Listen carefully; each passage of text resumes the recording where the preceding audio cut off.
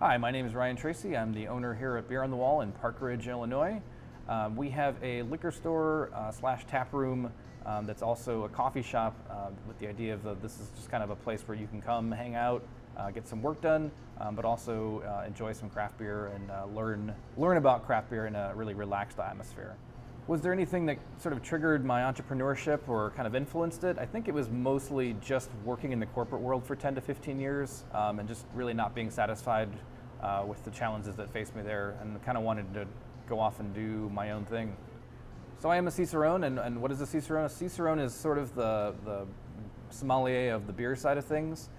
It's about beer fit for service. It's about knowing flaws in beer, understanding the process and the production of beer.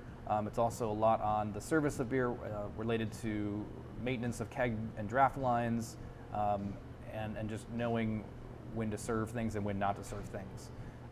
For me, it was important for me just because there's a lot I needed to learn, and I was already a home brewing judge, and it was kind of just a nice little feature to add on to my resume.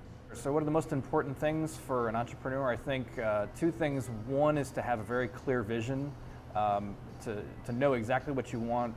You don't have to know exactly where everything's going to go, but really know your business model, know your business plan, and think through every single detail that you can. And then secondly is to be flexible.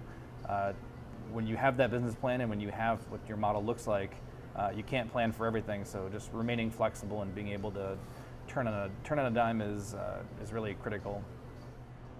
So what can entrepreneurs do to get to the next level and kind of bring in more customers? I think for entrepreneurs, like, it's no secret that risk and reward are come hand in hand.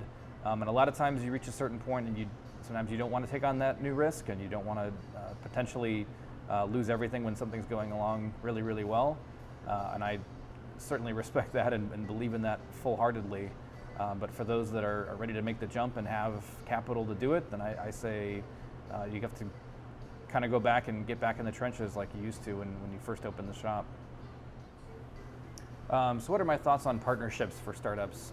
Partnerships are scary. You learn a lot. You have to kind of know what you're getting into with that other person, and if you're going in with somebody who you kind of sort of know, there's a lot of things that are going to come out that you don't know. Obviously, if your partner is someone you used to work with and you know that person's work mechanisms and you kind of fill gaps between weaknesses and strengths, that's a really nice thing to do, but it's really hard to get started when there's a lot of pressure to get things done and there's a lot of bickering back and forth between two people. So just really know your partner really well if you're going to go with somebody else. So what's my morning ritual is I have to start my day off with at least one, preferably 2 cups of coffee. I'm definitely a morning person. I wake up and email is my first thing on my list, and I try to just slam through as much as I can, mostly because we get busier in the afternoon, so by about 1 o'clock or so I'm tapped for anything administrative at that point.